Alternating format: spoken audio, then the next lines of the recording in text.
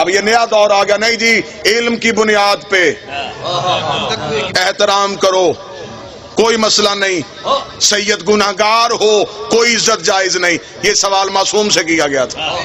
اب میں معصوم کا حوالہ دینے لگا ہوں. معصوم کا حوالہ سننے کے بعد پھر کسی کو مولوی کی بات پہ یقین آئے وہ شجرہ ضرور چیک کرے. ممبر آل محمد پہ ذاتی خیال حرام ہے. آپ مجھ سے کوئی سوال پوچھے، اگر میں قرآن اور نص معصوم نہیں دے سکتا، میرا کوئی حق نہیں اس سوال پر جواب دینے کا. میں اپنی جہالت کا اقرار کر سکتا ہوں، لیکن میں مذہب آل محمد پہ اپنی ذاتی سوچ کو نہیں دلیل دے سکتا. معصوم سے ایک بندے نے پوچھا، مولا اگر سید گناہگار ہو تو؟ امام نے فرمایا اگر صاحب کردار ہو کردار دے کے عزت کرو، صاحب کردار نہیں نسبت دے کے عزت کرو. اس کا مولا اگر صاحب کردار نہیں تو پھر عزت کیوں؟ امام نے فرمایا قرآن کی جو آیتیں ناسخ ہیں اور جو منسوخ ہیں، کیا ان منسوخ آیتوں کی عزت نہیں کرتے؟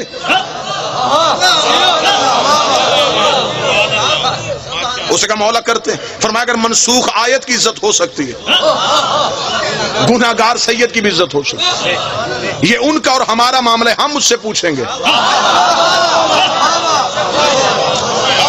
میرا صادق امام گلی سے گزر رہا تھا، یا امام کا ایک محب اوندے منہ لیٹا ہوا تھا زمین پہ، بے ہوش تھا، نیم بے ہوشی کی حالت میں تھا، نیم بے ہوشی کی حالت میں ہے اور بدن غلاظت سے بھرا ہوا ہے.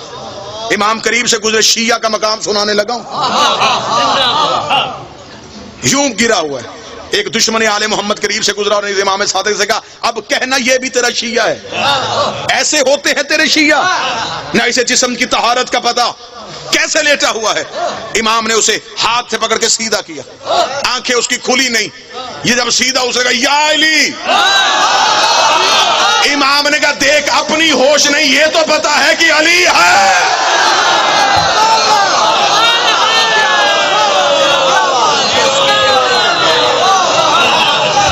اس بے ہوشی کی حالت میں بھی مر گیا تو جنت میں جائے گا. علامہ صاحب انہیں آکھیا بھی یا علی تیرے دشمن تے لانا. آل محمد کا مذہب ذاتی سوچ کا مذہب نہیں. دکھ اور تکلیف مجھے تب ہوتی ہے جب بچہ پیدا شیعہ کے گھر میں ہو، کان میں اذان علی ولی اللہ کی دی جائے، ماں بچپن سے گود میں بٹھا کے مجلسوں میں آتی رہی ہو، اور پھر وہ ہاتھ میں توضیح المسائل اٹھا کے ہم سے پوچھے اس میں علی کہاں لکھا ہے. پاک بی بی کے نوری محل میں کھڑا ہو کے کہہ رہا ہوں علی ولی اللہ توضیح المسائل کا مسئلہ نہیں. توضیح المسائل مسئلوں کی کتاب ہے، علی مسئلہ نہیں ہے. علی کوئی مسئلہ ہے؟ توضیح المسائل سے نماز دیکھو، روزہ دیکھو، واجبات غسل دیکھو. علی ولی اللہ ڈھونڈنا ہے تو قرآن دیکھ. علی ولی اللہ کو توضیح المسائل کا مسئلہ نہیں. بڑا جاہل ہوتا ہے وہ اسٹوڈنٹ جو ریاضی کا سوال سائنس کی کتاب سے ڈھونڈ رہا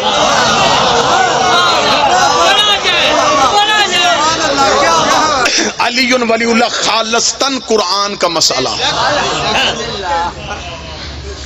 وعدہ کیا تھا میں نے چند لمحے میں پاک اماموں کی پاک امہات کا تذکرہ ضرور کروں. اب آپ نے جتنی داد دینی تھی وہ داد دے چکے. اب تقریر کا اگلا حصہ جو ہے وہ تھوڑا خشک ہو سکتا ہے، لیکن میرے نزدیک مطمع نظر داد نہیں. بہت زیادہ پڑھا، ابتدا ہی میری ذاکری کی اسی پنڈی بھٹیاں سے ہوئی. میں اقرار کرتا ہوں، ممبر پہ اقرار کر رہا ہوں. بدبخت ہوتا ہے وہ بندہ جو اپنے محسنوں کو فراموش کر دیتا. میری زندگی کی ابتدا، میری خطابت کی عمر یہیں سے شروع ہوئی. پاک سیدہ نے جو عزتوں سے نوازا، مجھے فخر ہے کہ میری دشمنی کی وجہ علی ہے. بابا احسان رضوی صاحب، میری دشمنی کی وجہ علی ہے، اور مجھے فخر ہے میری نسلیں بھی وہ قرضہ اتارنا چاہیں تو زندگی میں نہیں اتار سکتی جو پاک بی بی نے مجھ پہ قرض کیا. پاک بی بی نے احسان کیا. وہ احسان یہ ہے کہ میں نے محمد کی بیٹی کی وکالت میں ہتھکڑیاں پہنی ہیں.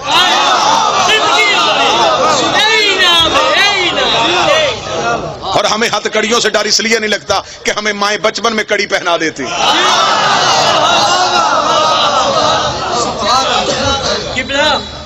مسجد کوفہ سرکار میس میں تمار پہ روزے دوتے ایک سلام لکھیا ہے آج بھی، السلام علیکہ یا شہید والولائے امیر المومنین بے شک۔ علی ابن ابی طالب ہے۔ بے شک اس تو بڑا انعام بے شک۔ عقیدہ ولایت بے شک بے شک علی کی ولایت میں انسان جہاں بھی مارا جائے۔ میسم آج کی کیونکہ یہ ایام ہے پاک سیدہ کے، معصوم نے فرمایا، جناب سیدہ کے حوالے معصوم نے فرمایا اگر کوئی شیعہ چاہتا ہے کہ اس کی پہلی رات جب قبر میں ہو اور علی اس کی قبر میں اس سے ملاقات کے لیے آئے تو اس سے چاہیے کہ اپنی زندگی میں زہرا کی مظلومیت ضرور بیان کیا کرے۔ چھوٹی چھوٹی چیزیں ہوتی ہیں لیکن یہ زندگی میں بہت نادر تحفے ہوتے ہیں۔ بس اب تھوڑا سا میں ذکر کروں گا پاک اماموں کی، ان پاک ماؤں کا تذکرہ جو بڑا ضروری ہے۔ تو جو ہے سرکار مکمل توجہ کے ساتھ، مکمل آگہی کے ساتھ آپ اس ذکر کو ضرور سماعت فرمائیں گے جو میں تلاوت کرنے لگا۔ کسی بھی شخص کی پہچان ہمیشہ ہوتی ہے حسب اور نسب کی وجہ سے، عزتیں ہمیشہ حسب اور نسب کی وجہ سے پہچان۔ یہ لفظ آپ نے بڑا سنا ہے، حسب نسب۔ تھوڑی تشریح کر دیتا ہوں۔ حسب کہتے ہیں کردار کو، نسب کہتے ہیں خاندان کو۔ ہمیشہ حسب دیکھا جاتا ہے کہ یہ صاحب کردار ہے یا نہیں، پھر نسب دیکھا جاتا ہے کہ اس کی نسبت کس خاندان سے۔ بہت سے لوگ یہ ایسے ہوتے ہیں جن کی نسبت اچھی ہوتی ہے، حسب ٹھیک نہیں ہوتا، اور بہت سے لوگ ایسے ہوتے ہیں جن کا نسب ٹھیک نہیں ہوتا، حسب اچھا ہوتا ہے، جیسا کہ محمد بن ابی بکر۔ میں اس لیے خشک موضوع نہیں چھیڑ رہا تھا، یہ بات میں اس لیے نہیں کر رہا تھا، یہ موضوع میں اس لیے نہیں چھیڑ رہا تھا کہ اس موضوع کا تعلق مکمل خاموشی کے ساتھ ہے، اور ہمارے مذہب آل محمد میں فقہ جعفریہ میں شیعوں میں قانون بن گیا ہے جس مجلس میں خاموشی ہو اسے فیل سمجھا جاتا ہے۔ لہٰذا میں نے اس لیے پہلا حصہ آپ کی مکمل توجہ حاصل کر لی تاکہ مجلس کو مکمل فیل تصور نہ کیا جا سکے۔ بسم اللہ سرکار، آپ زندہ و سلامت رہیں۔ حسب اور نسب یہ پہچان ہوتی ہے۔ حضرت آدم کے دو بیٹے حابیل اور قابیل، قابیل نے حابیل کو قتل کر دیا۔ اس میں اگر آپ کو ناموں کی پہچان نہ ہو سکے کہ ان میں سے قاتل کون ہے اور مقتول کون ہے، ہمیشہ یاد رکھیے گا قاتل والی کاف جس کے نام پہ ہے وہ قاتل ہے، قابیل۔ اس نے حابیل کو قتل کر دیا۔ پھر خدا نے آدم کو دو بیٹے دیے، ایک کا نام شیس، ایک کا نام یافس۔ شیس اور یافس سے حضرت آدم کی نسل چلی۔ ان کے لیے اللہ نے جنت سے دو حوریں اتاری، ایک کا نام نزلہ، ایک کا نام منزلہ۔ شیس اور یافس کی نسل دنیا میں قائم ہو گئی۔ شیس کو اللہ نے 12 بیٹے دیے اور یافس کو اللہ نے 12 بیٹیاں دی۔ ان دونوں کی خاندانوں کی آپس میں شادیاں ہونی شروع ہو گئی اور نسل انسانی پھیلنا شروع ہو گئی۔ شیس اور یافس سے نسل انسانی چلی۔ پھر یافس کی نسل سے خدا نے آگے انبیاء کا سلسلہ شروع کیا۔ یافس کا ایک بیٹا نبی بنایا جسے انوش کہا گیا۔ انوش کے ایک بیٹے کو نبی بنایا جسے کنان کہا گیا۔ کنان کا بیٹا نبی ہوا جسے مہلائیل کہا گیا۔ مہلائیل کا بیٹا نبی ہوا جسے الق کہا گیا۔ الق کا بیٹا نبی ہوا جسے یرد کہا گیا۔ یرد کا بیٹا نبی ہوا جسے اخنوک کہا گیا۔ اخنوک کو ادریس کہتے ہیں۔ یہ جناب ادریس اس دنیا میں پہلا انسان ہے جس نے تہذیب انسانیت کا آغاز کیا۔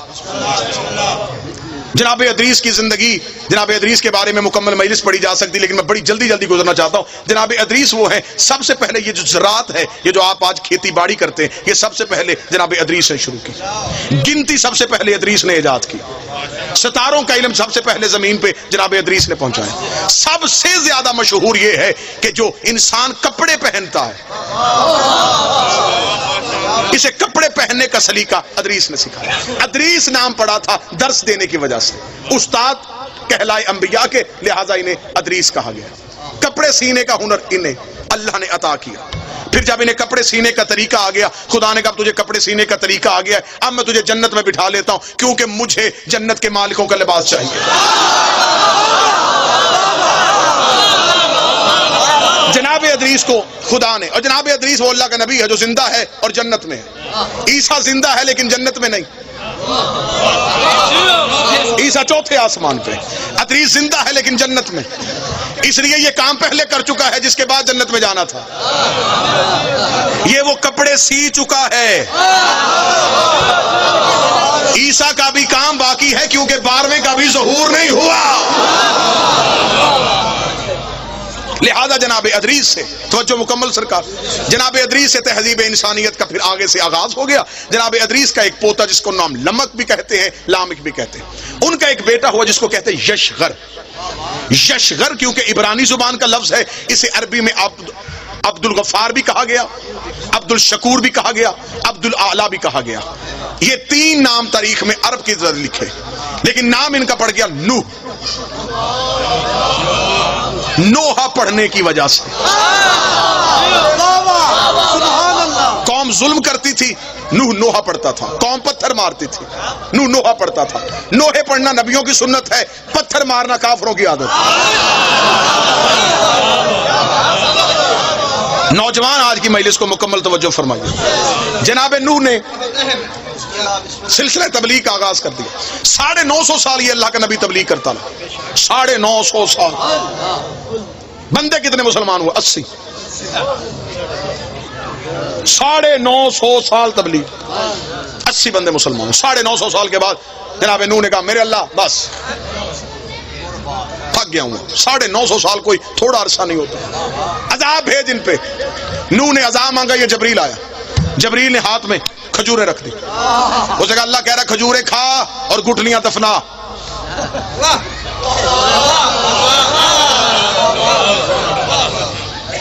اب دیکھیں حد ہو گئی، مانگا اس نے عذاب تھا، کھجوریں گئی۔ نوح نے کہا میں 950 سال کے بعد اگر مانگا ہی مانگا تو اس نے کھجوریں کیوں بھیج دی؟ جبریل نے کہا خدا کہہ رہا ہے کہ کھجوریں کھا اور اس کی گٹلیاں زمین میں دفنا، ان سے کھجور کا درخت پیدا ہوگا۔ جب وہ کھجور کا درخت پیدا ہو جائے اس کھجور کے درخت کے لکڑیاں اتارنا، اس لکڑی کے پھٹے بنانا، ان پھٹوں سے پھر ایک کشتی بنانا۔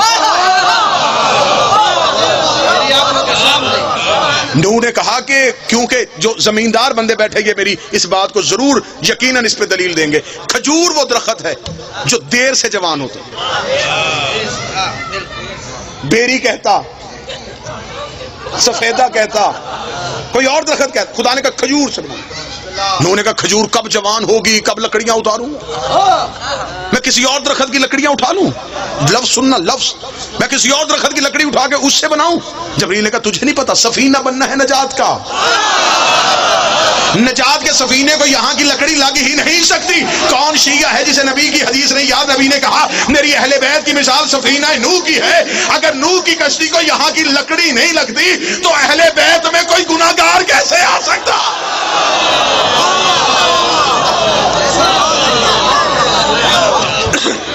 جناب نوح نے، میں خیر پورا واقعہ میں ایک سارے قصے چھوڑ رہا ہوں۔ جناب نوح نے سفینہ تیار کر لیا، سفینہ تیار کر کے جناب نوح نے بٹھایا سب کو، جو 80 لوگ تھے انہیں بٹھا لیا۔ بیٹا چھوڑ کے چلا گیا کنعان، ڈوب گیا، بیوی غرق تھی، نبی کی بیوی ماری گئی، تھا نبی کا بیٹا غرق ہو گیا۔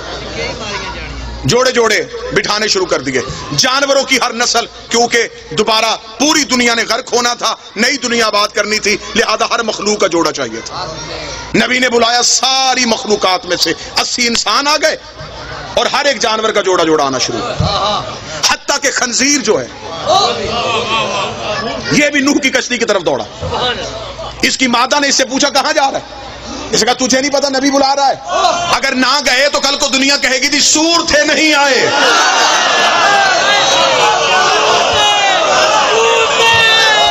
کوئی بندہ تو ہوگا جو صدر کی قدر کرے گا۔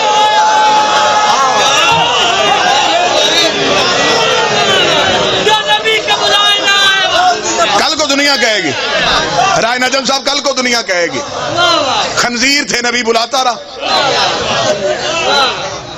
نہیں ہے، لہذا ہمیں جانا پڑے گا۔ چلے گئے 80 لوگ اب آگے، 80 لوگ لے کے جناب نوح کی کشتی کو ہجودی پہ جا کر رکی، پوری دنیا غرق ہو گئی۔ ترکی کے قریب ایک شہر آوران آج بھی ہے، یہ پہلا شہر ہے جناب نوح کے دور کا جو آباد ہوا۔ اگر نوجوان بیٹھے، اگر آپ گوگل پہ جائیں میپ اٹھائیں تو آپ کو عراق سے موصل سے جو حلب کی روڈ ہے اس پہ آپ دیکھیں تو شمال کی جانب آپ کو وہ آبادی نظر آئے گی، آوران۔ یہ زمانہ قدیم کا سب سے پرانا شہر ہے جو آج بھی آباد ہے۔ یہاں پہ آ کے وہ 80 لوگ آ کے ٹھہرے، انہوں نے اس شہر 80 لوگوں نے وہ شہر آباد کیا. وہاں پہ آج بھی ایک گلی ہے, ایک بازار ہے جسے کہتے ہیں سوق السمانیہ, 80 لوگوں کی آباد کی ہوئی گلی. سمانیان کہا جاتا ہے 80 کو, سوق کہا جاتا ہے عربی میں بازار کو. 80 لوگوں کا آباد کیا ہوا بازار.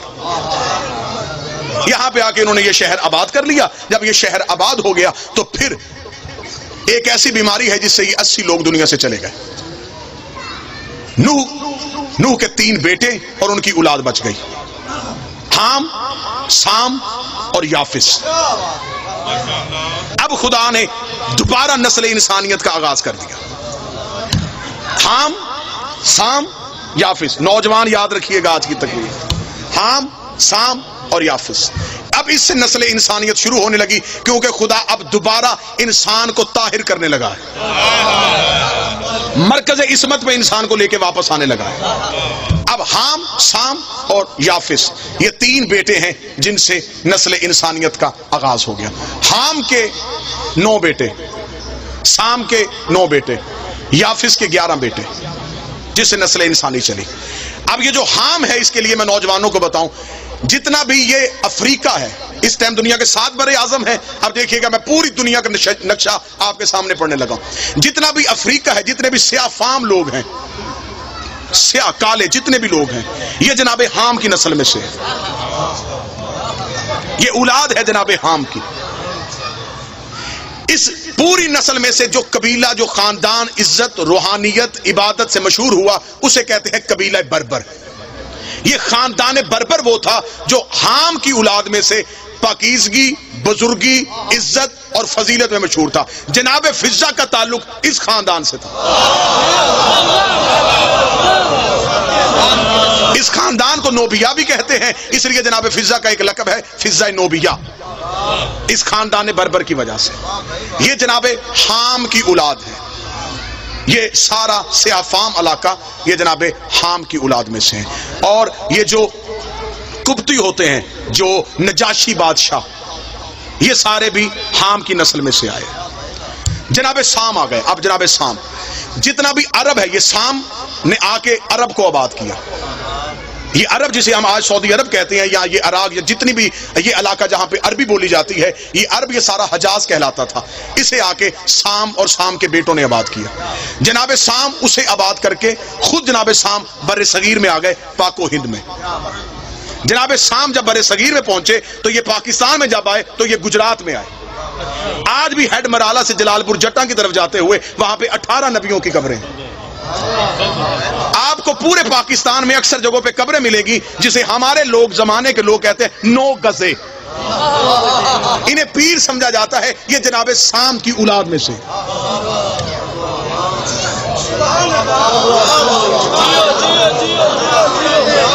بلکہ تاریخ کہتی ہے کہ خود جناب سام کی قبر بھی جو ہے وہ گجرات میں. جناب سام بر صغیر میں آ کے آباد ہو گئے.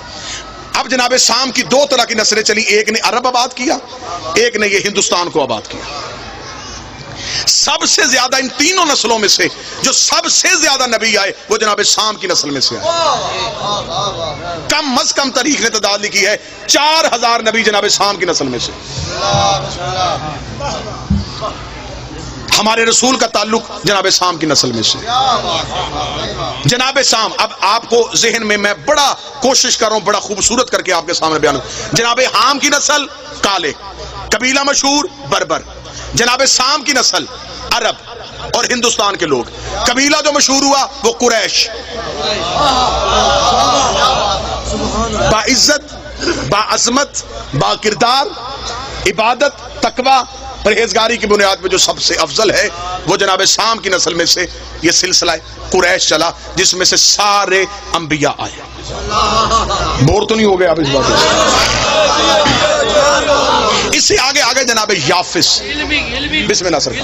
اس سے آگے جناب یافس. جناب یافس نے آ کے جتنا بھی ہمارا یورپ ہے, آذربائیجان, ترکمانستان, اٹلی, یورپ, اس سارے کو آ کے جناب یافس کے بیٹوں نے آباد کیا. یہاں پہ سلسلہ چلا جناب یافس کا. جتنے بھی کیسر تھے, ایک بات ہمیشہ یاد رکھیے گا, اکثر ہمارے لوگ ایک بہت بڑی غلط فہمی میں ہیں اور 98% لوگ اس غلط فہمی میں, وہ سمجھتے ہیں کہ فرعون نام تھا, وہ یہ سمجھتے ہیں کہ کیسر نام ہوتا ہے، کسرا نام ہوتا ہے، نہیں. جتنے بھی مصر کے بادشاہ ہوتے تھے ان سب کو فرعون کہا جاتا تھا. جتنے روم کے بادشاہ ہوتے تھے ان سب کو کیسر کہا جاتا تھا. جتنے ایران کے بادشاہ ہوتے تھے ان سب کو کسرا کہا جاتا تھا. اور جتنے عرب کے بادشاہ ہوتے تھے انہیں سردار کہا جاتا تھا.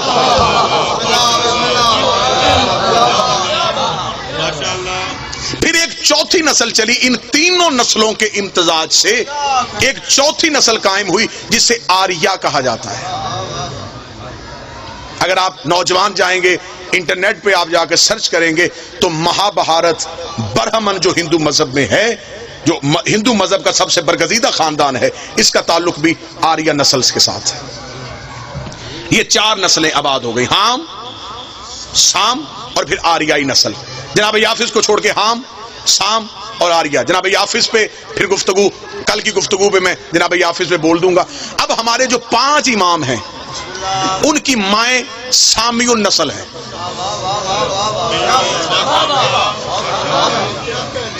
پیر ایسا ہونا چاہیے جس کی ماں کا بھی شجرہ پڑھو تو شرمندگی نہ ہو.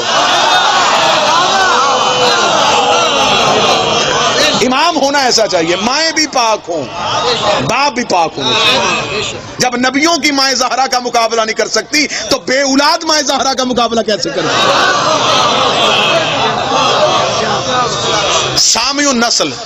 اب میں آپ کے سامنے پڑھ دیتا ہوں. جناب سام کا قبیلہ بربر، جناب حام کا جناب سام قبیلہ قریش.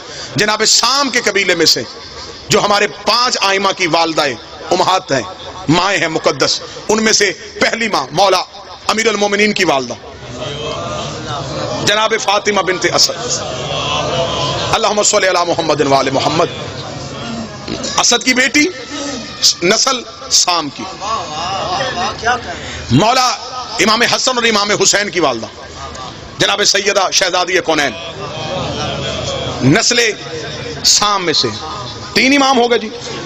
5واں امام امام محمد باقر علیہ السلام، ان کی والدہ ہے فاطمہ بنت حسن، امام حسن کی بیٹی فاطمہ. ان کا تعلق بھی جناب سام کی نسل میں سے. ٹھیک ہو گیا. چوتھے امام جو ہیں، چوتھے امام ان کی والدہ شہر بانو. شہر بانو کا تعلق آریہ نسل کے ساتھ ہے، ایرانی نسل کے ساتھ. یہ جتنی بھی پاک بیبیاں جن کے میں نام لے رہا ہوں یہ ساری اپنے اپنے دور کی شہزادیاں ہیں.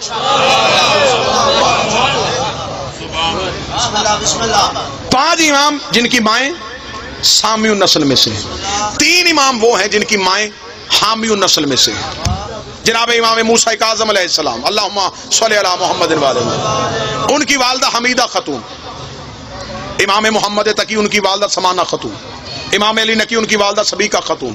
یہ 3 مائیں وہ ہیں جن کا تعلق جو ہے وہ حامی النسل کے ساتھ ہے.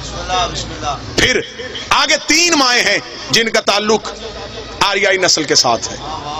جناب شہر بانو امام زین العابدین کی والدہ، امام حسن عسکری کی والدہ حدیثہ خاتون، ان کا تعلق بھی آریائی نسل کے ساتھ ہے. جناب شہروانو نشیروان عادل، اس کا بیٹا کبیر تھا، اس کا بیٹا پھر آگے جا کے خسرو پرویز کا بیٹا یزگرد کی بیٹی ہے جناب شہربانو. ایک جملے میں بڑی جلدی میں ایک جملے میں ختم کر دیتا ہوں. یہ بی بی شہربانو یہ 2 بہنیں تھیں، گیہان بانو اور شہربانو. دوسری خلافت کے دور میں انہوں نے، کیونکہ ایران بہت بڑی سلطنت تھی، دوسرے خلیفہ نے ایران پہ قبضہ کرنے کے لیے فوجیں بھیج دی. فوجوں کی چڑھائی ہو گئی اور بہت لمبی جنگ شروع ہو گئی ایرانیوں کے ساتھ. وہاں پہ تیسری خلافت کا دور ختم ہو رہا تھا جب یہ جنگ جیت کے وہاں سے قیدیوں کو قید کر کے پہنچے. جب یہ مدینے پہنچے ہیں تو اس وقت تخت میں امیر المومنین بیٹھ چکے تھے. انہوں نے لا کے قیدی مولا امیر کے دربار میں پیش کر دیے. مولا امیر المومنین کے دربار میں جب قیدیوں کو پیش کیا تو اس میں یہ 2 بیویاں بھی تھیں، جناب شہربانو بھی تھی اور جناب گیہان بانو بھی تھی. امام علی نے فرمایا فوراً ان بیویوں کو آزاد کرو، شریف کی بیٹیوں کو یوں قید کر کے نہیں لاتے.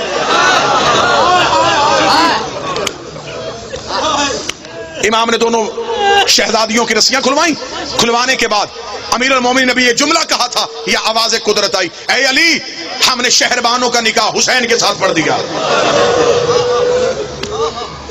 آنکھیں برس پڑی. انشاءاللہ یہیں سے گفتگو کا تسلسل آگے لے کے چلیں گے. اب 4 جملے میں مصیبت کے ضرور پڑھ دو. علی نے فرمایا کھول دو اس کی رسیاں. علی کے دربار میں 2 بیٹیاں آئیں ایران کے بادشاہ کی. اللہ نے کہا ان کی رسیاں کھولو، اور جملے ہیں تاریخ میں. اللہ نے فرمایا شریف کی بیٹیوں کو یوں درباروں میں نہیں لاتے. یہ جملہ کہنے کے بعد علی تک سے نیچے اترے اور حجرے میں جا کے چیخے مار کے روئے. علی کے ایک نوکر نے جا کے کہا یا علی آپ نے حکم دیا تھا رسیاں کھل گئیں. فرمایا ایران کے بادشاہ کی بیٹیاں آئی ہیں اور دربار میں حیا ہو گیا. علی کی بیٹیاں شرابی کے دربار میں رسیاں پہن کے کھڑی رہیں.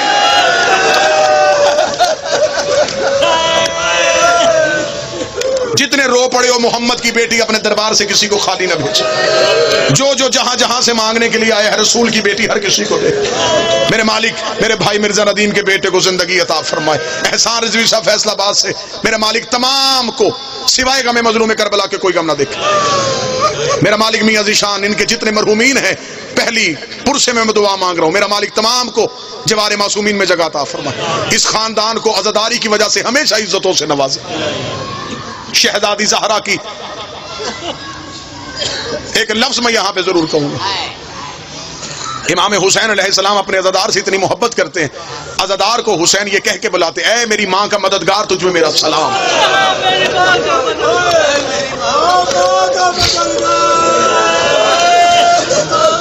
آپ کے سامنے ذاکرین پڑھتے ہیں کہ رسول کی بیٹی کا پہلو سے ہاتھ نہیں اٹھا. نبی کی بیٹی اپنے دائیں ہاتھ سے تسبیح نہیں پڑھ سکی. زخم اتنا گہرا تھا بی بی پہلو سے ہاتھ نہیں اٹھاتی. انگلیاں شہید ہو چکی تھی بی بی تسبیح نہیں کر سکتی تھی. اور ہمیشہ یہ دنیا کا دستور ہے، فطرت ہے. ایک جگہ پہ زخم ہو دوسری پہ اللہ نہ کرے اس سے بڑا زخم آ جائے، پچھلا زخم بھول جاتا ہے، اگلے زخم پہ ہاتھ آ جاتا ہے. آپ کے سامنے میں نے یہ لفظ پڑھا، اب میں دیکھوں گا کون بندہ ہے جو کہلواتا بھی شیعہ ہے اور پھر وہ جملہ برداشت کرے گا. ساری زندگی حسین کی ماں نہ پہلو سے ہاتھ اٹھا سکی نہ دائیں ہاتھ سے تسبیح کر سکی، لیکن کچھ وقت ایسے آئے ہیں زہرا کا ہاتھ بھی اٹھ گیا ہے، زہرا کا دائیں ہاتھ بھی اٹھ گیا ہے. جب حسین نے اکبر کی لاش اٹھانا چاہی زہرا کا ہاتھ پہلو سے اٹھا. جب حسین نے قاسم کی لاش چنی زہرا کا پہلو سے ہاتھ اٹھا. جب حسین نے اصغر کی گردن سے تیر کھینچا زہرا کا پہلو سے ہاتھ اٹھ گیا. بی بی کی آواز آئی حسین مجھے اپنے زخم بھول گئے، بھول گئے حسین مجھے پہلو کے زخم. کہاں کہاں نہیں روئی محمد کی بیٹی. ہم سارے شیعہ ہر نماز میں دعا مانگتے ہیں 12واں آ جائے، 12واں آ جائے. مجھے بی بی کی عزت کی قسم ہے تم سب جتنا انتظار کر رہے ہو کئی گنا زیادہ انتظار کر رہی ہے محمد کی بیٹی. ہر روز جنت البقیع سے منہ آسمان کی طرف کرتی ہے، رو کے کہتی ہے کب آئے گا میرا مہدی، کب ان ٹوٹی ہوئی قبروں کا حساب لے گا. تیری ماں تیرا انتظار کر رہی. سید بیٹھے ہو مجھے جملہ معاف کر دے، جب آئے گا میرا 12واں بی بی اپنے بیٹے کی عدالت میں آئے گی، روکے گی مہدی میں دنیا کی کسی عدالت میں نہیں گئی، میں تیری عدالت میں آئی ہوں. مجھے میری پسلیوں کا حساب لے کے دے، مجھے میرے پہلو کا حساب لے کے دے. یہ جملہ کہنے کے بعد بی بی ایک گٹھڑی 12ویں امام کے حوالے کرے گی. امام کے ہاتھوں میں گٹھڑی آئے گی، 12واں تخت سے گر کے بے ہوش ہو جائے گا. اب پوچھو اس گٹھڑی میں کیا ہے؟ محمد کی بیٹی کے دروازے کی جلی ہوئی لکڑیاں ہوگی. بی بی کہے گی مہدی انہیں سونگ، ان سے محسن کے خون کی خوشبو آ رہی. جیسے ساری زندگی رباب اصغر کا کرتا سنبھالتی رہی،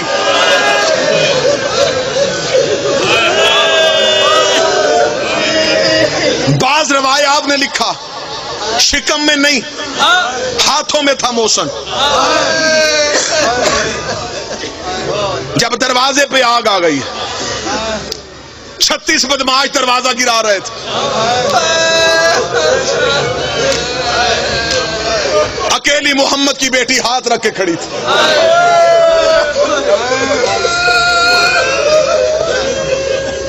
باہر سے کسی نے کہا دروازہ کھول ورنہ ہم آگ لگائیں گے. بی بی نے کہا یہ وہ دروازہ ہے جہاں محمد رکتا ہے جبریل جھکتا ہے، خبردار دروازے کو آگ لگانے کا نہ کہنا. باہر سے کسی کی آواز ہے علی کو بھیج ہم بیعت لینا چاہتے ہیں. اب میں یہاں پہ جملہ کروں گا میاں ذیشان صاحب मातमी अदादार हैं, जवार बैठे, मुझे हुसैन की इज्जत की कसम, दुनिया अली कत्ल करने आई थी, ज़हरा दरमियान में खड़ी हो गई।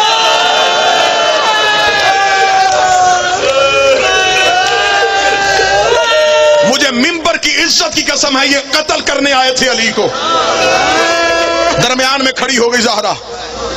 विलायत का तहफ्फुज़ किया अली की, हुसैन की मां यूं सामने खड़ी है, 36 दरवाजा गिरा रहे, अकेली मोहम्मद की बेटी दरवाजे पे हाथ रख के खड़ी है। अब मैं बार बार रुक रहा हूं इसलिए कि मुझे डर लग रहा है कि मैं बीबी के नूरी महल के सामने खड़ा हूं। मुझे जुमला माफ कर देना, जब ज़हरा का कोई अपनी ताकत न रही, बीबी का दायां हाथ दरवाजे पे था, एक कमीने ने आंख का इशारा किया, कुनफुस बेगैरत ने ताजियाना निकाला, इसने मोहम्मद की बेटी के बाजू पे ताजियाना मारा, इसे कहा ज़हरा दरवाजा छोड़, ज़हरा दरवाजा छोड़, कोई सैयद हो मुझे माफ कर देना। बीबी का पहलू दरवाजा गिरने की वजह से जख्मी नहीं हुआ, दरवाजा गिरने से मोहम्मद की बेटी के पहलू पे लोहे की मेख लगी, पसलियां शहीद दरवाजा गिरने से नहीं हुई, बीबी दरवाजे के नीचे थी, लोग शहर में चले।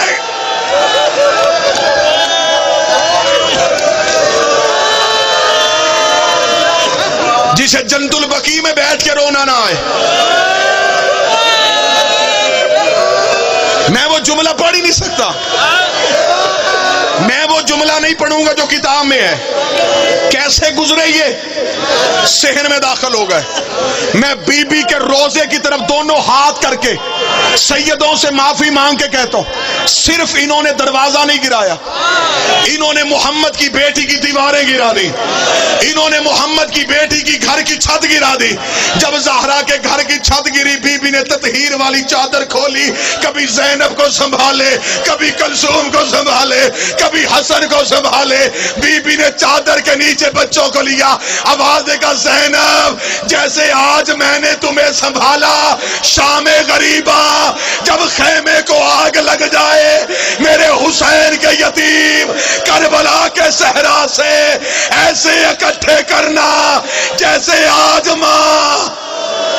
अला लानतुल्लाहि अलल कौमिज़ ज़ालिमीन व सयअलमुल लज़ीना ज़लमू।